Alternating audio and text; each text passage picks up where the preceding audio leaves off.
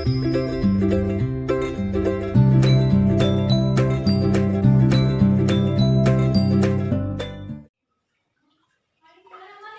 Guys, welcome to our channel PK chemistry point. Guys, जो आज का हमारा टॉपिक है वो है गैसियस स्टेट।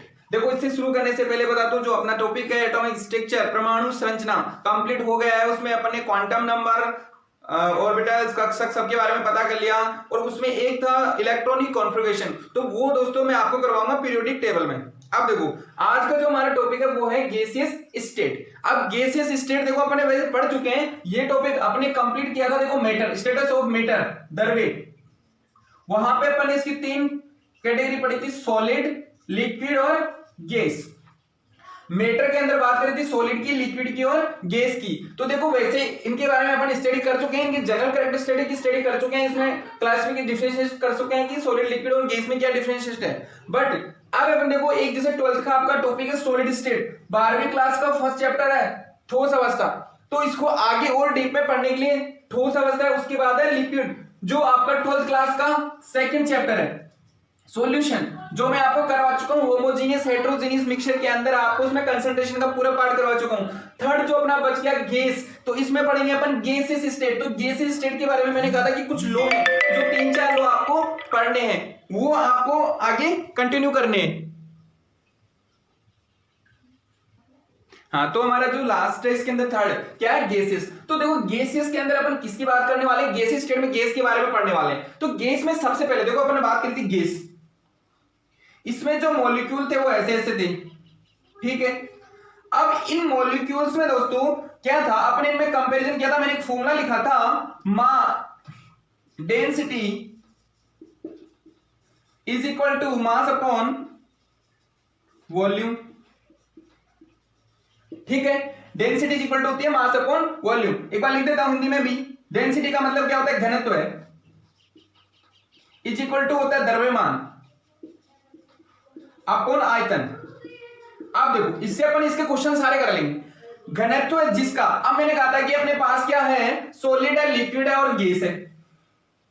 थर्मल ऑर्डर तो क्या था इनका, सबसे ज्यादा थर्मल किसमें थी भाई, थर्मल का मतलब यहां से किससे लेंगे अपन, काइनेटिक एनर्जी से। अब मेरे को बताओ, गतिज ऊर्जा, काइनेटिक एनर्जी सबसे ज्यादा किसकी थी दोस्तों, देखो गतिज ऊर्जा सबसे ज्यादा थी गैस की, बिकॉज ऑफ, क्योंकि गैस के अंदर जो इंटरमोलिक्यूलर अट्रैक्शन फोर्स था, अंतराण्विक बल, जो फोर्स था इनके बीच में, क्योंकि इसके जो एटम्स हैं वो क्या है, दूर दूर है, इनके अंदर क्या है, गैप ज्यादा है। अगर गैप ज्यादा है दोस्तों, तो गैप ज्यादा होने के कारण इनमें क्या, इंटरन्यूक्लियर फोर्स कम है, और अगर इंटरन्यूक्लियर फोर्स कम है तो ये आसानी से क्या कर सकते हैं, मूव कर सकते हैं। कर रहे हैं कि नहीं करे भाई, अपने को गैप ज्यादा मिलेगा तो अपन उसमें आसानी से मूव करेंगे। एक तो एक कमरे में 4 बंदे, अपने पास एक कमरा है और इसके अंदर 4 मेंबर है, और या इसमें एक ही मेंबर है दोस्तों, तो बताओ ज्यादा मूवमेंट किसमें होगा, एक वाले में होगा भाई। ये पूरा इसका, ये तो पूरा मूवमेंट करेगा, और जितना मूवमेंट करेगा दोस्तों, उसकी काइनेटिक एनर्जी क्या होगी, उतनी ही ज्यादा होगी। अब जितना ज्यादा मूवमेंट, काइनेटिक एनर्जी ज्यादा, तो उसकी जो काइनेटिक एनर्जी का ऑर्डर आया, आपका एक क्वेश्चन यहां से हो जाएगा, ऑर्डर लगाना आपको काइनेटिक एनर्जी का सबसे ज्यादा गैस की, लिक्विड की और सॉलिड की, ये आप ध्यान रखें। अभी लाइट गई, थोड़ी देर बाद में करते हैं। हाँ, तो अपन बात कर रहे थे कहां पे देखो, कि इनमें जो अंतराण्विक जो बल है, जो फोर्स है, अट्रैक्शन है, फोर्स ऑफ अट्रैक्शन है, वो क्या होगा, कम होगा। अगर कम होगा तो डिस्टेंस क्या होगी, ज्यादा होगी। डिस्टेंस ज्यादा होगी तो वो चलना फिरना ज्यादा होगा, तो उसकी काइनेटिक एनर्जी क्या होगी, ज्यादा होगी। तो सबसे ज्यादा काइनेटिक एनर्जी गैस, तो मतलब थर्मल स्टेबिलिटी का देखे तो इसे। अब दूसरा जो क्वेश्चन आता है दोस्तों, वो आपका जो क्वेश्चन आता है वो आता है कंप्रेसिव पे, संपीड़न। देखो, बेसिक ऑर्डर्स में अपन बात करेंगे, ठीक है। काइनेटिक ऑर्डर का आपको क्वेश्चन आ गया। अब देखो, कंप्रेशन, संपीड़न, देखो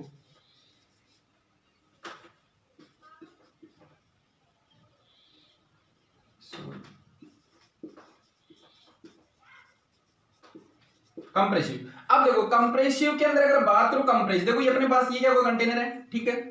इस कंटेनर को आप कंप्रेस किसको सबसे ज्यादा कर सकते हो, ये क्वेश्चन आता है। तो आपके ऑप्शन क्या है, सॉलिड, लिक्विड और गैस। अब मैंने क्या बोला कि दोस्तों, कि अपने पास सॉलिड में जो इंटरनल न्यूक्लियर रेजिस्टेंस थी वो क्या थी, बहुत कम थी, और अट्रैक्शन फोर्स था वो बहुत ज्यादा था। फिर लिक्विड में, फिर गैस में सबसे कम है, तो उसको कंप्रेस भी किसको किया जा सकता है, गैस को। तो जो संपीड़ितता का जो गुण होता है सबसे ज्यादा किसमें होता है, गैस में। अब आ जाओ दोस्तों, देखो ये बेसिक बात थी, इसको अब अपन क्या, अब इस डेफिनेशन को कैसे डिफाइन कर सकते हो आप, गैस की डेफिनेशन को, कि जो पार्टिकल, देखो ऊपर डेफिनेशन लिखे मैंने, देखो gases can be defined as the collection of molecule. भाई अपने पास क्या है,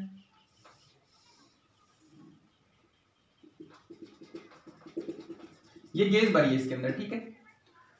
an atom whose speed are depend on temperature. अब देखो इसके अंदर कोई गैस फिल है, जिसको अपने बोल दिया एन मोल, किसके हैं, गैस की। अब ये किस पे डिपेंड करेगा, एक तो इसके प्रेशर पे, ठीक है जी, जिसको बोलेंगे दाब, ठीक है। दूसरा इसका तापमान,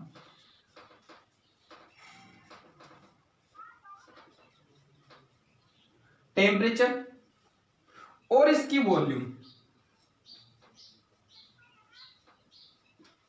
आयतन। आयतन, दाब और तापमान, इन तीनों पे नंबर ऑफ मोल के जो गैस के मोल है वो डिपेंड करेंगे सारे। अब दाब तो क्या करेगा भाई, दाब इसके जो नंबर ऑफ मॉलिक्यूल्स है वो क्या करेगा, इस पे प्रेशर, जो प्रेशर लगेगा इसकी वॉल पे, जो प्रेशर लगेगा उससे क्या कहेंगे अपन, इसका प्रेशर दाब कहेंगे। वॉल्यूम इसका जितना भी अपन ने 1 लीटर लिया है या फिर हाफ लीटर लिया है वो उसका वॉल्यूम हो गया, तो उसका वॉल्यूम हो गया आयतन। तापमान, अब तापमान गैस के लिए क्या डिपेंड करेगा कि अगर मैं टेम्परेचर इंक्रीज करता हूं, देखो मैंने एक चीज बताई थी आपको, सोल्यूबिलिटी के अंदर पढ़ाया था। अगर मैं सोल्यूबिलिटी के लिए करूं, अगर मैं कोई गैस कंप्रेस कर रहा हूं, जैसे अपन बात कर रहे हैं दोस्तों कोल्ड ड्रिंक, सॉफ्ट ड्रिंक क्या बात करते हो, जितनी भी आप पेप्सी, कोका कोला पीते हो, उसके अंदर डिजोल होती है CO2 गैस।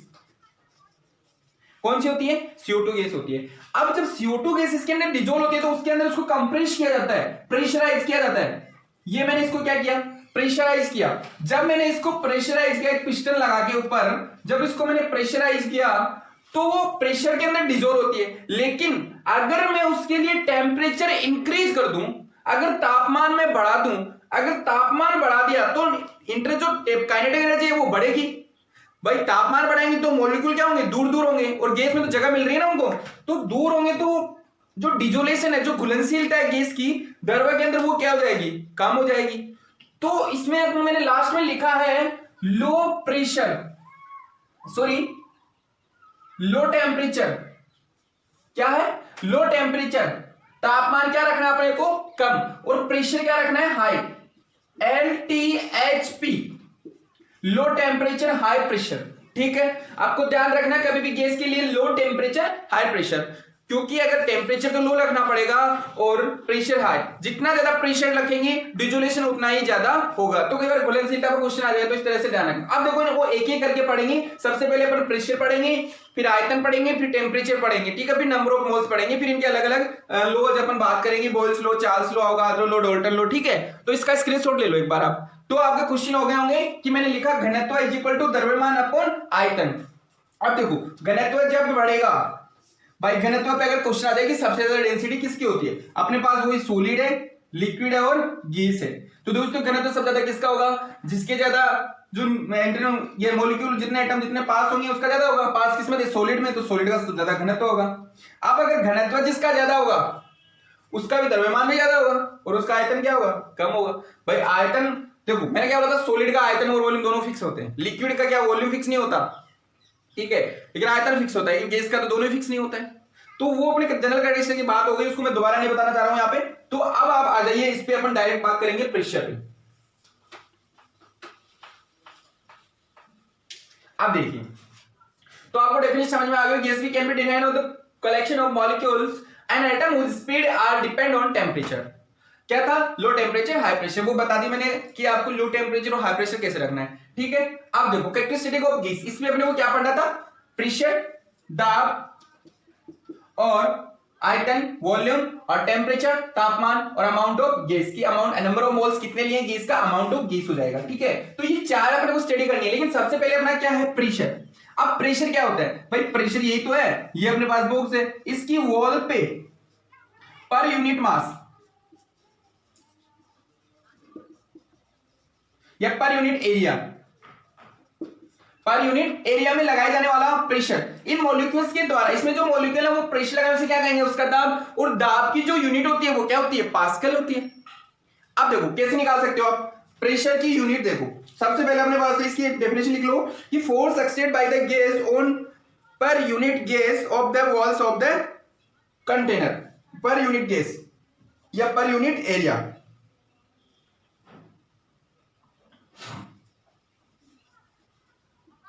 इस वॉल पे जो प्रेशर लग रहा है उसे क्या कहेंगे अपन, प्रेशर कहेंगे। अब देखो अपन बात करते हैं आगे इसकी।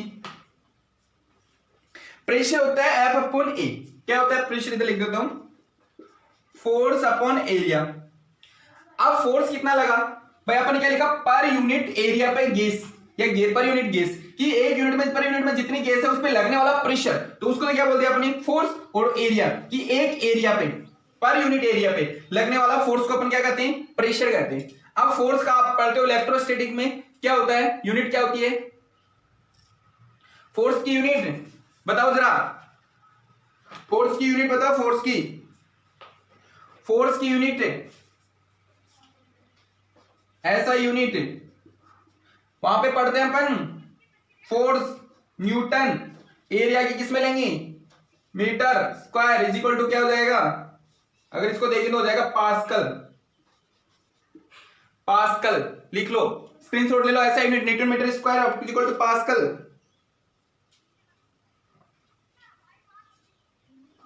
ठीक है अभी आगे चलते हैं। अभी देखो मैं रब कर रहा हूं, स्क्रीनशॉट ले लो इसको एक बार।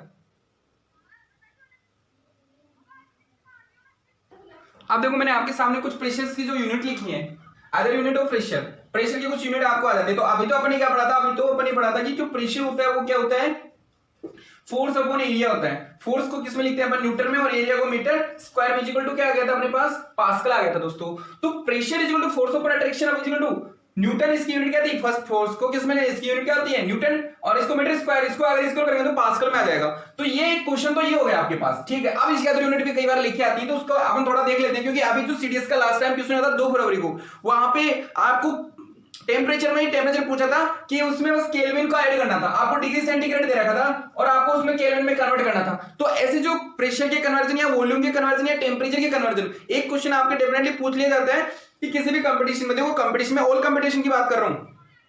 अब आप अकॉर्डिंग टू सिलेबस अपना सिलेबस उठाइए, जिस भी एग्जाम की आप तैयारी कर रहे हैं जनरल साइंस की, आप अपने सिलेबस के अकॉर्डिंग टॉपिक को करते जाइए। देखो मैं आपको जनरल साइंस की जो केमिस्ट्री के वो ऑल टॉपिक दे रहा हूं। अब आपको अपना सिलेबस डिसाइड करना है कि मैं एसएससी की तैयारी कर रहा हूं, या मैं रेलवे की तैयारी कर रहा हूं, या मैं सीडीएस की कर रहा हूं, या फिर मैं एनडीए की कर रहा हूं। ठीक है, आपको उसके अकॉर्डिंग अपना सिलेबस उठाना है और उसमें टॉपिक देखने, अकॉर्डिंग टू टॉपिक आपको चलना है, टॉपिक वाइज आपको पढ़ना है और उसके क्वेश्चंस करने। मैं क्या आपको गारंटी देता हूं कि अगर आप सिलेबस निकाल के और अपने टॉपिक कलेक्ट करके और आप एक एक चैनल पे जो वीडियो पढ़े उनको पढ़ रहे हो और उनके क्वेश्चन एक्सरसाइज कर रहे हो, डेफिनेटली आपका कोई क्वेश्चन गलत नहीं होगा। ये मैं आपको बोल रहा हूं, आप खुद भी सोच लीजिए। लेकिन अगर ऐसे नहीं कि आपको टॉपिक नहीं है, मान लो आपकी जनरल, देखो आपको ज्यादा पढ़ने की जरूरत नहीं है, अगर आपके वो टॉपिक नहीं है तो अगर उसको आप फालतू में यहाँ पे टाइम दे रहे हो तो वो आपका वेस्ट टाइम है। उसकी जगह वो टॉपिक उठाइए जिसका वेटेज अच्छा हो आपके सब्जेक्ट में। अब अगर आपके जिसमें एग्जाम की तैयारी कर रहे हो आप, जनरल साइंस उसमें आ रहा है, अगर उसमें गैसेस स्टेट नहीं है तो आपको ये पढ़ने की जरूरत नहीं, क्योंकि इसमें टाइम वेस्ट नहीं करना आपको, इसकी जगह आपको दूसरा टॉपिक लेना है। बाकी जो हाँ सीडीएस और एनडीए के बच्चे विशेष तौर से ध्यान रखें, जो पढ़ा रहा हूं मैं टोटली सीडीएस एनडीए का पेपर पढ़ा रहा हूं। यूपीएससी चाहे आप कोई सिविल सर्विसेज की बात, उसमें अच्छे क्वेश्चन, अच्छे कॉन्सेप्चुअल क्वेश्चन पूछे जाते हैं, नॉर्मल क्वेश्चन नहीं आता।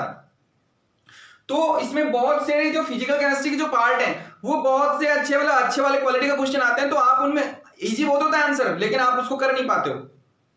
तो आप इनको देखते हुए चलिए अपना टॉपिक पढ़ाइए। अब देखो एटमॉस्फेरिक अपन पढ़ते हैं, एटमॉस्फेरिक यूनिट प्रेशर की होती है, 1 एटीएम प्रेशर पढ़ते हैं ना अपन, दाब प्रेशर।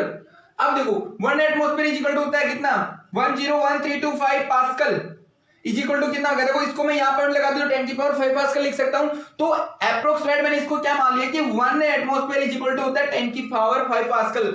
ये रिलेशन याद रखना, स्टार लगा लो इसके 7 स्टार कि 1 atmospheric unit is equal to क्या होता है 10⁵ पास्कल। अब देखो दूसरा यूनिट इसका mm ऑफ Hg में भी कई बार लिखा था प्रेशर। देखो आपको जब क्वेश्चन में जिसमें यूनिट में दिया हुआ है प्रेशर उसी यूनिट में रखना है।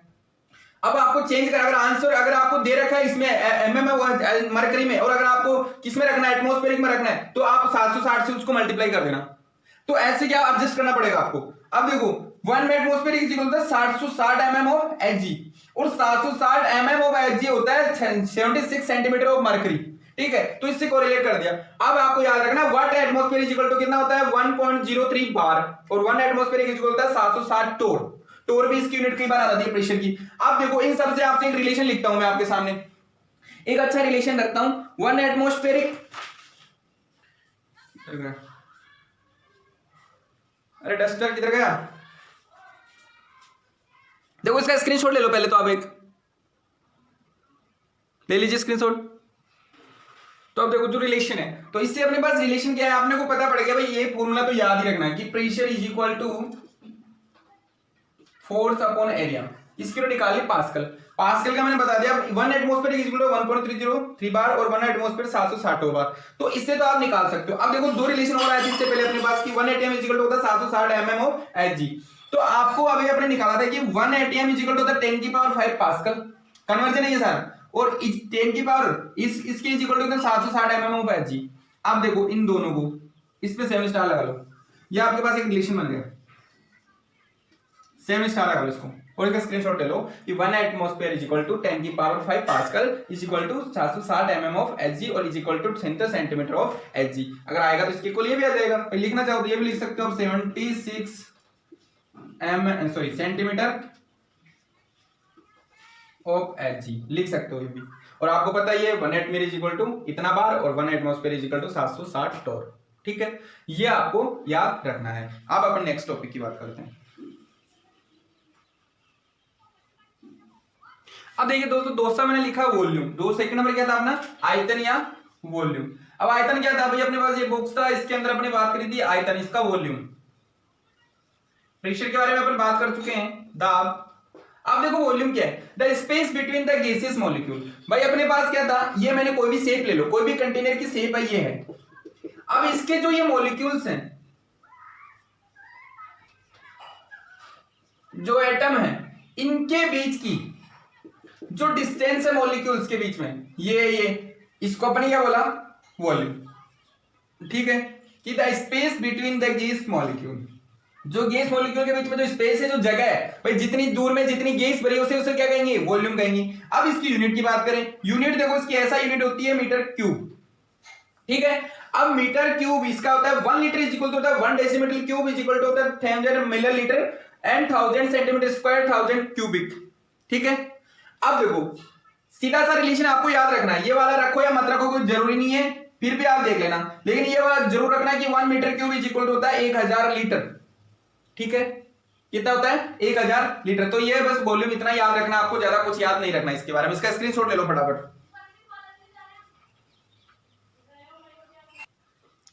अब देखो नेक्स्ट है टेम्परेचर। क्या है, टेम्परेचर। अब टेम्परेचर देखो दोस्तों क्या है, तापमान। और तापमान क्या होता है किसी बॉडी का, तापमान या तो अपनी बॉडी क्या होती है भाई, अपनी बॉडी है कभी या तो वो कम होती है भाई, अपने को बुखार आ जाता है, अपन क्या कहते हैं कि अपना टेम्परेचर वो इंक्रीज हो गया, भाई तो गर्म लग रहा है, तो मतलब टेम्परेचर इंक्रीज हो गया। और या फिर बॉडी ठंडी हो जाती है कि इसकी बॉडी आज ठंडी लग रही है, मतलब इसका टेम्परेचर कम हो गया।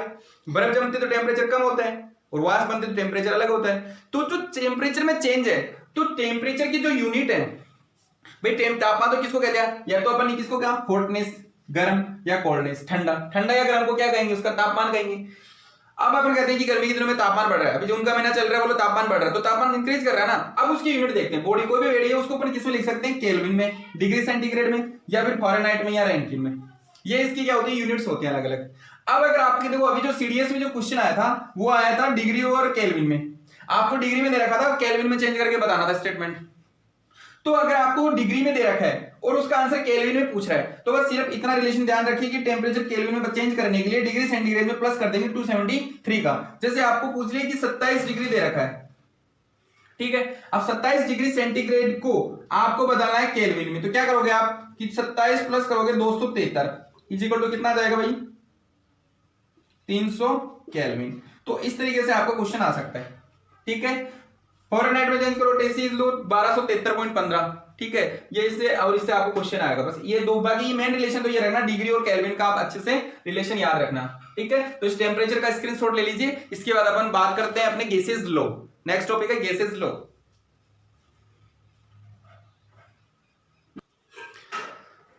हाँ देखो मैंने लिखा गैसियस लो। अब देखो गैसियस लो में आपको क्वेश्चन जो आता है वो कई बार ग्राफ से क्वेश्चन आ जाता है। ग्राफ आपने देखे हैं कि ग्राफ की इक्वेशन एक तो होती है डायरेक्ट इक्वेशन होती है y is equal to M x,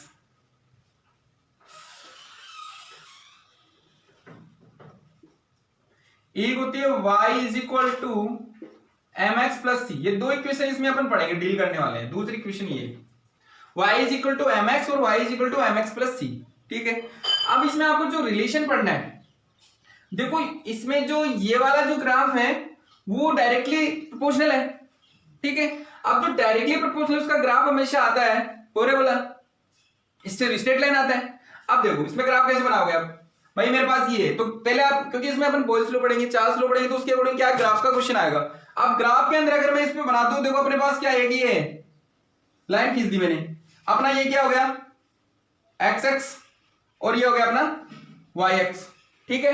अब इसमें देखो अपने पास क्या y is equal to M X, ये क्या अपना स्लोप है।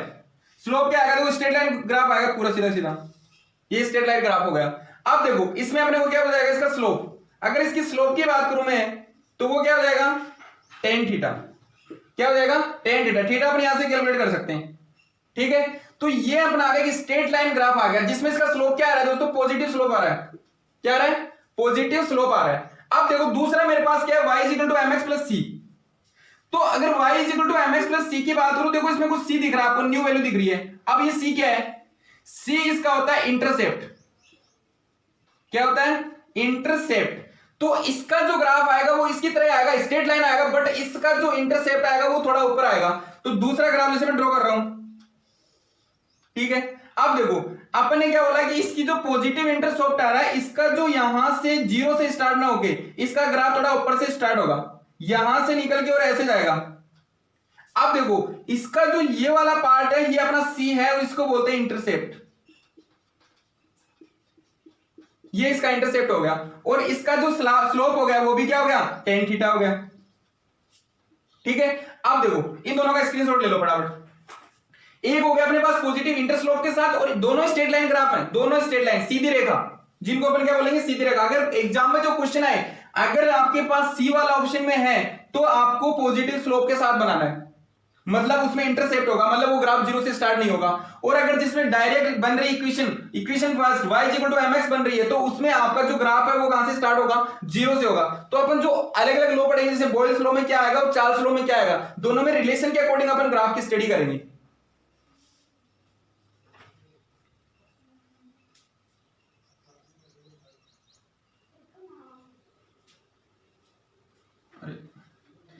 ये तो अपने क्या बात है, इधर भी लिख लो, ये अपनी y एक्सिस और ये x एक्सिस। अब देखो तीसरी चीज, कई बार क्या हो सकता है, ये जो अपने पास है जैसे इक्वेशन आ गई, एक लिख लिया ना ये। अब देखो इधर अगर इक्वेशन इस तरीके से आ जाए अपने पास, y is equal to minus M X plus C. अब जो अपना स्लोप है दोस्तों वो क्या आ रहा है, नेगेटिव आ रहा है। तो नेगेटिव स्लोप को अगर करेंगे तो वही अपना ग्राफ बनाओ। देखो ये अपनी क्या हो गई एक्स एक्सिस हो गई और ये अपनी वाई एक्सिस हो गई। एक्स एक्सिस और वाई एक्सिस की बात करूं तो नेगेटिव स्लोप आ रहा है, तो नेगेटिव स्लोप का मतलब इधर से इधर जाएंगे, दिस इज पॉजिटिव, बट अपने को क्या करना है नेगेटिव, तो ये अपना नेगेटिव स्लोप आएगा, ठीक है। इधर देखो अपना इंटरसेप्ट क्या हो गया, ये अपना इंटरसेप्ट हो गया। अब देखो इसमें इंटरसेप्टर क्या है पॉजिटिव है, लेकिन स्लोप क्या है नेगेटिव है। स्लोप क्या है नेगेटिव, पॉजिटिव इंटरसेप्ट। अब आपके तीसरी जो कंडीशन बनती है वो क्या बनती है कि आपका इंटरसेप्ट भी क्या, या फिर आपका इंटरसेप्ट नेगेटिव लेकिन आपका ये पॉजिटिव। तो उस टाइम में क्या बनाओगे आप, उस टाइम में भी बना सकते हो, ये लो इसके नीचे लिख दो भाई। अब क्या करना आपको, इंटरसेप्ट तो नेगेटिव, सॉरी ये इंटरसेप्ट पॉजिटिव है, अपना स्लोप पॉजिटिव है और इंटरसेप्ट नेगेटिव है। अब इंटरसेप्ट नेगेटिव कैसे जाओगे, ये लो स्लोप क्या हो गया पॉजिटिव हो गया, इंटरसेप्ट क्या हो गया नेगेटिव हो गया। तो इसका स्क्रीनशॉट ले लो फटाफट।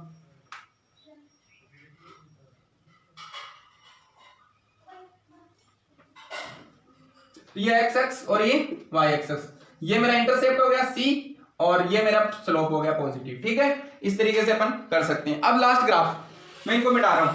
अब जो कंडीशन आ सकती है वो क्या आ सकती है, एक कंडीशन और देख लो। एक कंडीशन आपके आ सकती है जिसमें दोनों ही नेगेटिव हो, तो वो वाला कौन सा हो सकता है भाई, जिसके अंदर ये भी नेगेटिव और ये भी नेगेटिव, मतलब स्लोप भी नेगेटिव और इंटरसेप्ट भी नेगेटिव, दोनों ही नेगेटिव है। कौन सा ग्राफ हो सकता है? बोलो सर ये तो आपने गड़बड़ कर दिया, दोनों ही नेगेटिव बता रहे हो। तो देख लो आप नेगेटिव में, इस ग्राफ को थोड़ा सा पीछे ले लो,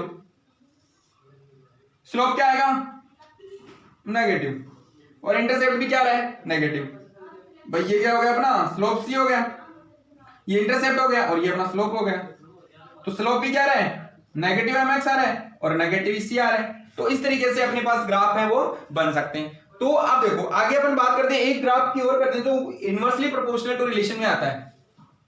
वो क्या आ सकता है, जैसे अपने पास है y इनवर्सली प्रोपोर्शनल टू आ जाए x के, ये वाला ग्राफ, वो तो डायरेक्ट रिलेशन। और इनवर्सली प्रोपोर्शनल का जो रिलेशन है उसका ग्राफ कैसे बनाएंगे अपन, उसका ग्राफ आएगा हाइपरबोला। अपने पास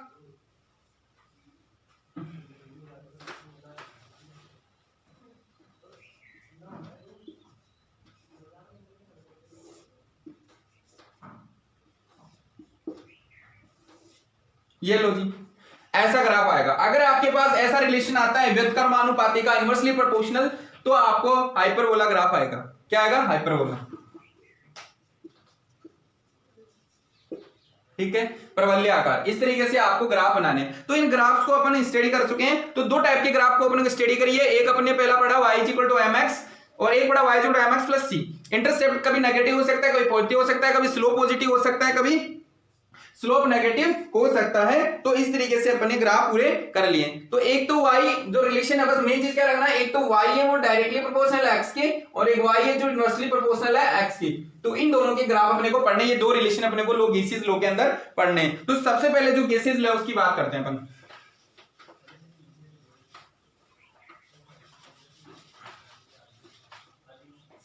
पहला लिख देता हूं मैं बोयल्स लॉ।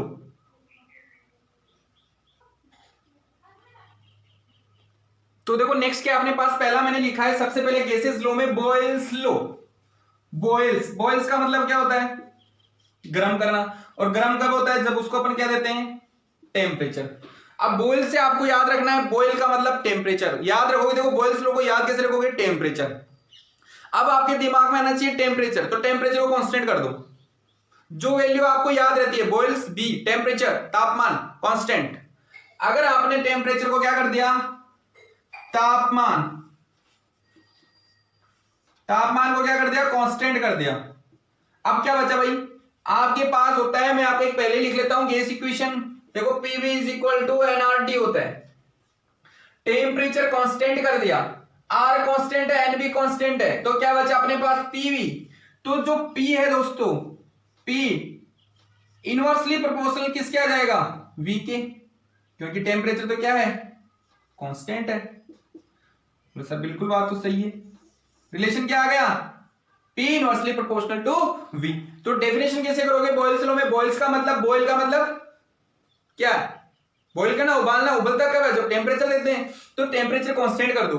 अब टेम्परेचर कांस्टेंट कर दिया दोस्तों, तो बॉयल्स लॉ की डेफिनेशन कैसे निकाल सकते हो, P इनवर्सली, P जो प्रेशर है, जो दाब है, वो व्युत्क्रमानुपाती है किसके, आयतन के। मतलब जो दाब है वो व्युत्क्रमानुपाती किसके हैं, आयतन के। तो डेफिनेशन क्या दे सकते हो भाई आप, कि एट समान तापमान पर जब दाब किसके व्युत्क्रमानुपाती होता है, आयतन के, उसे क्या कहते हैं, Boyle's law. At constant temperature for given amount of gas the pressure inversely proportional to volume. जब प्रेशर क्या हो जाता है, इनवर्सली प्रोपोर्शनल टू वॉल्यूम होता है इसका। तो आप कैसे कर सकते हो इसको आगे। और अब देखो, अगर अपन क्या करते हैं, किसी भी समानुपाती नियतांक को हटाने के लिए कोई कांस्टेंट यूज करते हैं, तो यहां पे क्या यूज कर सकते हैं, P equal to K upon V। कर सकते हो कि नहीं कर सकते हो, तो सर कर सकते हैं। तो अब क्या आ सकता है, अगर मैं इसको दो गैसों का रिलेशन निकालूं, जैसे प्रेशर P1 गैस का है, P1 इज इक्वल टू क्या लिख सकता हूं, K अपॉन V1 लिख सकता हूं कि नहीं लिख सकता। इधर अपने पास क्या है, दूसरी गैस है, equation number first, P2 is equal to क्या लिख सकता हूं, K अपॉन V2। तो मेरे पास इससे क्या आ सकता है, इससे ये आ सकता है क्या, P1 V1 is equal to P2 V2 ये रिलेशन आ सकता है। तो अगर मेरे पास P1 दिया हुआ हो, V1 दिया हुआ हो और V2 दिया हो तो P2 निकाल सकता हूं, V2 निकाल सकता हूं, कुछ भी निकाल सकता हूं दूसरी केस का। और इसको मैं ऐसे भी लिख सकता हूं P1 upon P2 is equal to V2 upon V1। लिख सकते हैं कि नहीं लिख सकते इसको? अरे भाई लिख सकते हैं कि नहीं लिख सकते? अब देखो इतना इसका स्क्रीनशॉट लो, फिर ग्राफ बनवाता हूं। तो ये रिलेशन भी आ गया P1 is equal to P2 V2। यहां लिख देता हूं इसको एक बार, P1 V1 is equal to P2 V2। ठीक है, तो इस तरीके से करो इसको। अब देखो अब रिलेशन आ गया अपने पास। अब देखो ग्राफ की बात करते हैं। अब ग्राफ में रिलेशन क्या है? अभी मैंने ग्राफ इससे पहले पढ़ा चुका हूं कि जब भी व्युत्क्रमानुपाती का संबंध आएगा तो पैराबोला आएगा ग्राफ। तो ग्राफ देखो क्या आएगा, क्वेश्चन ग्राफ से आता है। ये अपनी हो गई वाई एक्सिस और ये हो गई अपनी एक्स एक्सिस। ग्राफ कैसा आएगा? व्युत्क्रमानुपाती संबंध है, पैराबोला आएगा। ठीक है, तो अब और दूसरी चीज देखो, मैं अगर आपको वहां पे पढ़ाऊंगा आयनिक इक्विलिब्रियम, केमिकल इक्विलिब्रियम, वहां पे अपन पढ़ेंगे थर्मोडायनेमिक्स में आइसोबार, आइसोथर्मल, ठीक है, एडियाबैटिक, आइसोबोरिक। ठीक है, तो यहां पे देखो ये ग्राफ क्या कहलाएगा? देखो यहां पे टेम्परेचर कांस्टेंट था। क्या कांस्टेंट था? तापमान। तो इसको बोलेंगे आइसोथर्मल। आइसो का मतलब होता है सेम और थर्मल का मतलब होता है टेम्परेचर। जहां पे तापमान सेम होगा उस ग्राफ को क्या बोलेंगे? आइसोथर्मल। आइसोथर्मल के लिए ग्राफ कैसा आएगा? Para hyperbola. आइसोथर्मल समतापीय, समतापीय जिसमें तापमान समान हो, तब प्रेशर यूनिवर्सली प्रोपोर्शनल होगा वॉल्यूम के। जहां पे वो व्युत्क्रमानुपाती होगा आयतन के। तो ये बॉयल्स होता है, याद रखना है। बॉयल का मतलब गर्म करना, गर्म का मतलब तापमान कांस्टेंट। तापमान कांस्टेंट करेंगे तो क्या आ जाएगा? P जो इनवर्सली प्रोपोर्शनल है, V क्या आ जाएगा? स्क्रीनशॉट ले लो फटाफट।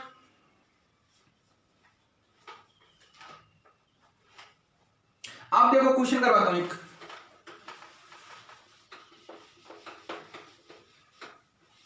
क्वेश्चन देखो क्या है मेरे पास।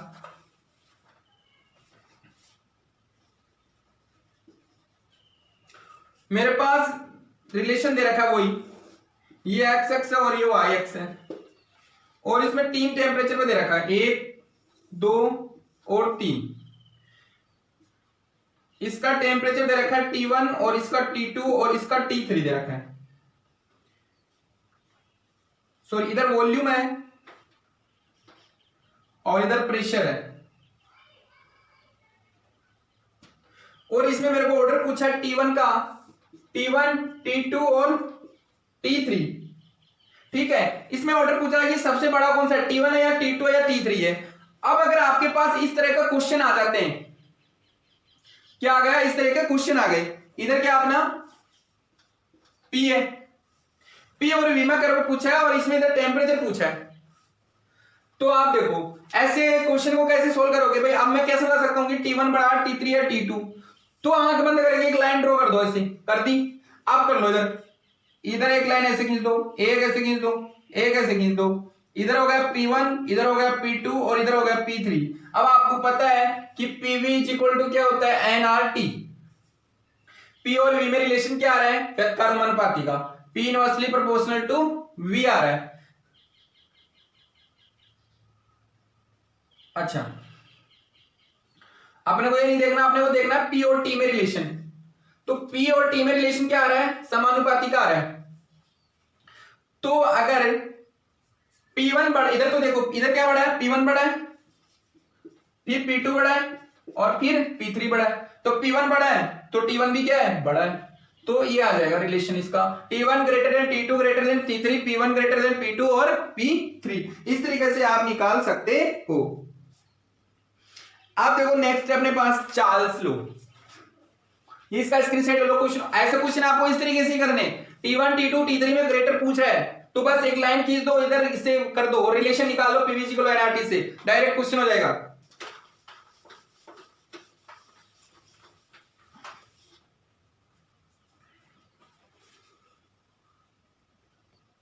अब देखो नेक्स्ट जो सेकंड नंबर अपना चार्ल्स लॉ। अब आपको याद होगा, देखो चार्ल्स पहले ही जमाने में किसको बोला जाता था? राजा महाराजाओं को। किसको? राजाओं को। चार्ल्स बेवेज राजा। अब राजा क्या करते हैं भाई? राजा होता है अपनी प्रजा पे शासन करता है, क्या करता है, शासन करता है। अब जब राजा जो प्रजा पे शासन करता है तो प्रजा पे एक तरह से उसका क्या होता है, दाब होता है, प्रेशर होता है कि भाई आप ये काम करो, ये करो, उसके सैनिकों पे दाब तो होता है ना, प्रेशर, जिसको बोलते हैं प्रेशर, बिल्कुल होता है सर। तो यहां पे एक काम करो, इस प्रेशर को ही कांस्टेंट कर दो, कर दो, ये लो प्रेशर को कांस्टेंट करो भाई, कर दिया, ये लो। तो प्रेशर कांस्टेंट हो गया, चार्ल्स का मतलब राजा, राजा की प्रजा पे प्रेशर रखता है, दाब रखता है, तो प्रेशर को कांस्टेंट कर दिया। इतनी बात समझ में आ गई। अब जब प्रेशर को कांस्टेंट कर दिया तो इधर क्या बचा, V is equal to N R, तो कांस्टेंट होते हैं तो क्या बचा, T। तो रिलेशन क्या आया, V directly proportional to T, किसके आया, T। अब इसको हटाने के लिए अपन क्या कर सकते हैं, V is equal to KT, और अलग अलग कैसे निकालना चाहे तो V1 upon V2 is equal to T1 upon T2, ये लो जी सर, कोई प्रॉब्लम नहीं है। डायरेक्टली प्रोपोर्शनल है तो ग्राफ कैसा आएगा, स्ट्रेट लाइन आएगा, स्ट्रेट लाइन आएगा तो ग्राफ कैसा आएगा, एक्स एक्स वाई एक्सेस, कैसा आएगा, स्ट्रेट लाइन आएगा। बस ध्यान रखना अगर केल्विन में हो तो ग्राफ कैसा आएगा, स्ट्रेट लाइन आएगा पॉजिटिव स्लोप के साथ। लेकिन अगर ग्राफ आए किसमें, डिग्री सेंटीग्रेड में, तो क्या करोगे आप, y इज इक्वल टू कितना, डिग्री सेंटीग्रेड प्लस 273 केल्विन, मतलब ये क्या हो गया अपना C इंटरसेप्ट, मतलब ग्राफ आएगा ऐसे, यहां पे क्या आएगा, इंटरसेप्ट आएगा, इंटरसेप्ट C आएगा।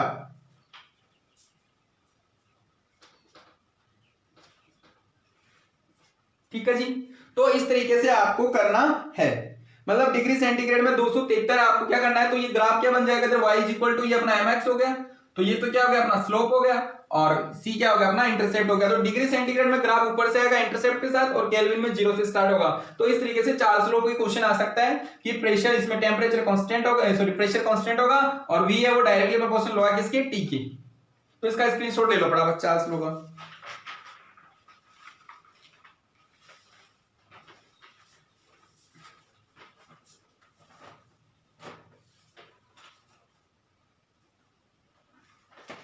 इसमें भी देखो क्वेश्चन है, करना चाहो तो आप कर सकते हो, तो दिक्कत वाली बात तो है नहीं। वही क्वेश्चन बना रखा है ऐसे, ऐसे है ग्राफ तो 3, ठीक है। इधर दे रखा है P1 प्रेशर कांस्टेंट है तीनों, P2 और P3, तीनों में प्रेशर किसका ज्यादा है, कांस्टेंट है प्रेशर इसमें, ये लो सर खींच दी, और इधर 1 2 और 3, इधर अपना हो जाएगा V1 V2 और V3। P और V में रिलेशन क्या आया था, P inversely proportional to V का, अगर P ज्यादा होगा तो V क्या होगा, छोटा, तो इधर V क्या है सबसे बड़ा V1, फिर V2, फिर V3, तो P1 क्या हो जाएगा सबसे छोटा, फिर P2 और फिर P3, इनवर्सली प्रोपोर्शनल रिलेशन। तो इस तरीके से P जो P3 है वो सबसे ज्यादा होगा। नेक्स्ट है गेलू-सेक लॉ, थर्ड है वो अपना है गेलू-सेक लॉ। अब देखो नेक्स्ट है गेलू-सेक लॉ। देखो गेलू-सेक में कुछ नहीं, पहले अपन ने बोयल्स पढ़ा, बोयल्स में टेम्परेचर कांस्टेंट कर दिया, फिर चार्ल्स पढ़ा, प्रेशर दाब प्रेशर कांस्टेंट कर दिया, और इसमें क्या बचा, वॉल्यूम बचा। इधर वॉल्यूम कांस्टेंट कर दो फटाफट, कर दिया सर, आयतन कांस्टेंट, ये लो आयतन कांस्टेंट कर दिया, तो रिलेशन क्या आया, इधर क्या बचा अपने पास P, डायरेक्ट प्रोपोर्शनल किसके आ गया, T, ये लो sir. Pressure directly proportional to किसके हो गया, T के, amount of gas at constant volume, the pressure इस gas is directly proportional to temperature. जो प्रेशर है, जो दाब है, वो तापमान के क्या हो गया, डायरेक्टली प्रोपोर्शनल हो गया। तो इसको कर दो, क्या आ जाएगा, P is equal to KT, लिख लो रिलेशन, वो आ जाएगा P1 upon P2 is equal to T1 upon T2। Graph कैसा आएगा भाई, डायरेक्टली प्रोपोर्शनल है, स्ट्रेट लाइन आएगा,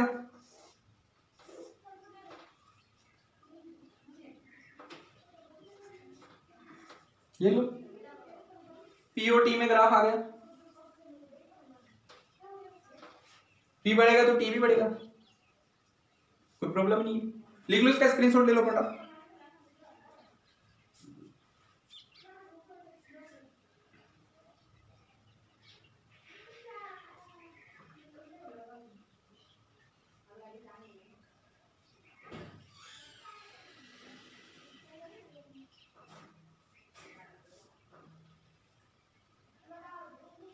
चलो इसका स्क्रीनशॉट लो।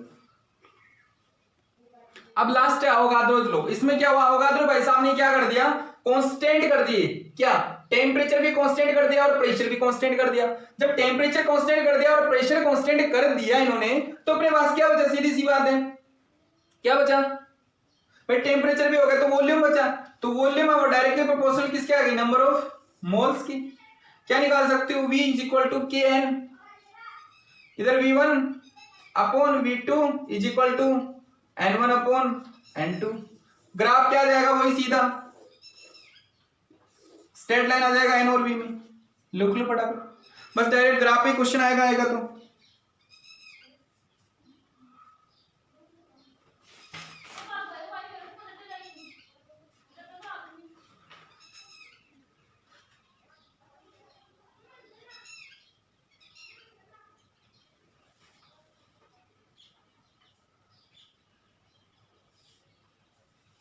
अब देखो इन तीनों से अपने पास आ गई आइडियल गैस इक्वेशन। क्या बनी, आइडियल गैस इक्वेशन। चारों लो से इनका जो योगदान था आइडियल गैस इक्वेशन में, इन चारों लो का योगदान था। इन पे अलग अलग क्वेश्चन भी आता है। अब अपन पढ़ने वाले आइडियल गैस इक्वेशन।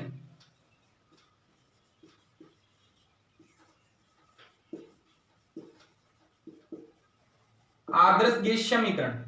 देखो आदर्श गैस समीकरण सबसे पहला रिलेशन क्या था भाई अपना, जो P है वो इनवर्सली प्रोपोर्शनल रहता V को, बॉयल्स लॉ। दूसरा अपन ने पढ़ा क्या, चार्ल्स लॉ में प्रेशर कांस्टेंट था और जो V था वो डायरेक्टली प्रोपोर्शनल था किसके, T के। फिर उसके बाद अपन ने पढ़ा कौन सा, चार्ल्स के बाद में गेलुसेक भाई साहब ने क्या कर दिया, वॉल्यूम को कांस्टेंट कर दिया, तो प्रेशर है वो डायरेक्टली प्रोपोर्शनल हो गया किसके, T के। और फिर क्या है अपने पास, जो वॉल्यूम के डायरेक्ट प्रोपोर्शनल है N के। तो इससे देखो एक इक्वेशन निकली गया। आपको क्या दिख रहा है कि जो P और V आ रहा है डायरेक्टली प्रोपोर्शनल आ रहा है, V और ये आ रहा है, तो इस E को तो मैं इधर ले जा सकता हूं। मतलब जो V है, P और V इधर मिल रहा है, P को और V को इधर ले गया। ये क्वेश्चन नंबर फर्स्ट है, इक्वेशन नंबर 2 है, इक्वेशन नंबर 3 है, इक्वेशन नंबर 4 है। PV आ गया। अब देखो इसके समानुपाती में क्या आ रहा है, T आ रहा है और N आ रहा है। क्या आ रहा है, T और N। तो इधर लिख दिया मैंने समानुपाती T और N। तापमान हो गया, टेम्परेचर हो गया, नंबर ऑफ मोल्स हो गए। अब देखो इस समानुपाती को हटाने के लिए कोई कांस्टेंट यूज करते हैं। वो कांस्टेंट है PV is equal to N RT। PV is equal to RT। ये लो जी RT जी आ गई। अब देखो इन तीनों लो से, इधर अपने पास बॉयल्स है, इधर चार्ल्स है, इधर गेलुसेक है, अवोगाद्रो है। इन चारों लो से अपने पास क्या आ गई, आदर्श गैस समीकरण आ गई, आइडियल गैस इक्वेशन जो अपने काम की है। PV is equal to nRT, R यहाँ पे रीडबर्ग कांस्टेंट, ठीक है, जिसकी जो यूनिवर्सल गैस कांस्टेंट R यहाँ पे अपने पास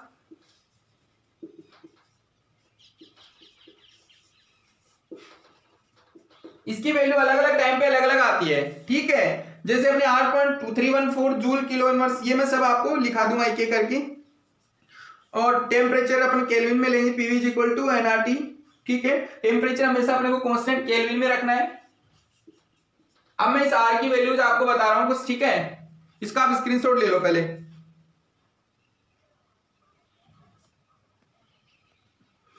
ठीक है, ले लीजिए इसके स्क्रीन। R की वैल्यूज आपको दिख रही है, 8.314 joule kelvin inverse mole inverse, ठीक है। R की यहाँ पे 0.0812 एटमॉस्फेरिक में अलग अलग यूनिट में आपको प्रेशर की यूनिट जो है R की यूनिट है वो अलग अलग यूज करनी है। तो ये आपका है जो चैप्टर कंप्लीट हो गया है अपने पास गैस स्टेट से संबंधित। तो इसमें जो क्वेश्चन आएगा अपने पास, सबसे पहला बॉयल्स है, बॉयल्स में आपको टेम्परेचर कांस्टेंट करना है। दूसरा अपना चार्ल्स है, चार्ल्स में प्रेशर कांस्टेंट करना है। तीसरा गेलुसेक है जिसमें अपने को वॉल्यूम कांस्टेंट करनी है। और चौथा अपना क्या है, अवोगाद्रो, जिसमें अपने को दो टेम्परेचर और वॉल्यूम कांस्टेंट करने हैं। चारों से अपने पास आदर्श गैस समीकरण आएगी, PV is equal to nRT जो अपने को काम करनी है। और ग्राफ्स अपने को बनाने हैं जिसमें आइसोबार पढ़ा आपने, समदाबी पढ़ा, समायतनी पढ़ा और समतापी पढ़ा। ठीक है, आइसोबार, आइसोकोरिक और एडियाबेटिक यहाँ पे आए नहीं, आगे वो थर्मोडायनेमिक्स में करवाएंगे। तो आज का ये लेक्चर अपना जो गैसीय स्टेट है वो कंप्लीट हो चुका है, बाकी अपना मैटर सब कंप्लीट है। और इसके बाद जो अपना आएगा ऑक्सीडेशन नंबर पे, जो लास्ट अभी जो चैप्टर आएगा इसके बाद वो पढ़ेंगे ऑक्सीडेशन नंबर। तो उससे पहले आप गैसेस स्टेट के कंप्लीट क्वेश्चन करिए, और अगर ये वीडियो आपको पसंद आई हो तो अपने दोस्तों को शेयर करना ना भूलें, क्योंकि अपने जो दोस्त भी तैयारी कर रहे हैं लॉकडाउन में उन तक ये वीडियो पहुंचनी चाहिए, क्योंकि आपको पता है कितनी मेहनत लगती है एक वीडियो बनाने में। ऐसे नहीं है कि आसानी से बन जाता है। तो आप इसको आगे से आगे शेयर करें और अपने दोस्तों तक भेजें। और जो मेरे बच्चे हैं जो जूम पे पढ़ रहे हैं उनको भी बोल दूं ऑक्सीडेशन नंबर यहाँ से भी आप कवर कर लीजिए, और जूम पे तो अपना चल ही रहा है, उसकी जो डाउट है अपन जूम पे डिस्कस करेंगे, और बाकी आप अपने व्हाट्सएप ग्रुप में कर लीजिए।